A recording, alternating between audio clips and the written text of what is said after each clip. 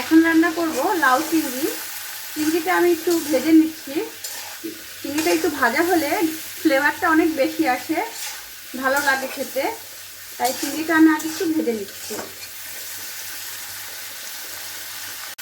চিংড়ি বেশি ভাজলে শক্ত হয়ে যায়, তাই আমি হালকা ভেজে নিচ্ছি।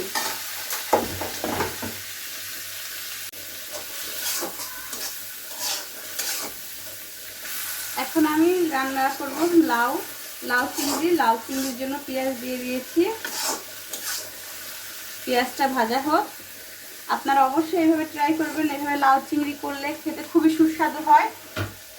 আর লাউয়ের কালারটা একদম সবুজ থাকে। একটু লবণ একটু হলুদ দিয়ে সিদ্ধ করে নিলে একদম সবুজ থাকে লাউয়ের কালারটা, খেতে অনেক ভালো লাগে। দিয়ে দিচ্ছি 3টা শুকনা মরিচ। লাউ চিংড়ি হবে, কালো জিরা হবে না তা তো হয় না। দিয়ে দিচ্ছি একটু কালো জিরা।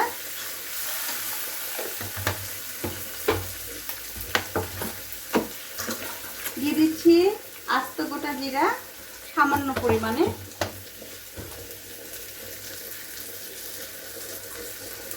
দিয়ে দিচ্ছি 1 টেবিল চামচ রসুন পেস্ট।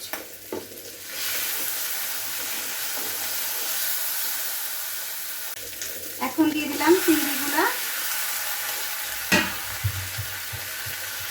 লাউটাও আমি এখন দিয়ে দেব।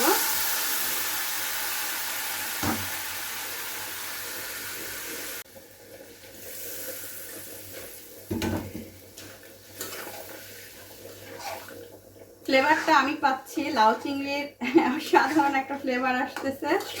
আপনারা বাসায় অবশ্যই ট্রাই করে খাবেন এবং আমাকে কমেন্টস করে বলবেন। আমার চাঁদের হাট চ্যানেলটার সাথে থাকবেন। দিয়ে দিচ্ছি এখন একটুখানি জিরার গুঁড়ি। সবশেষে দিয়ে দেবো একটু ধনেপাতা।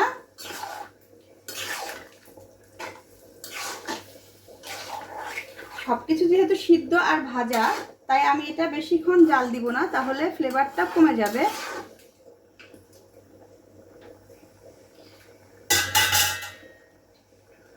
এখন দিয়ে দিলাম ধনেপাতা। এটা আমার ফ্রিজে ফ্রোজেন করা ছিল। যখন গরম পানিতে এটা দিয়ে দিব তখন একদম টাটকা হয়ে যায়। হয়ে গেছে আমার লাউ চিংড়ি। লাউটা খুব সুন্দরভাবে গলে গেছে। লাউ যদি কচি না হয় তাহলে লাউ চিংড়ি করলে মজা লাগে না। লাউটা অনেক কচি ছিল।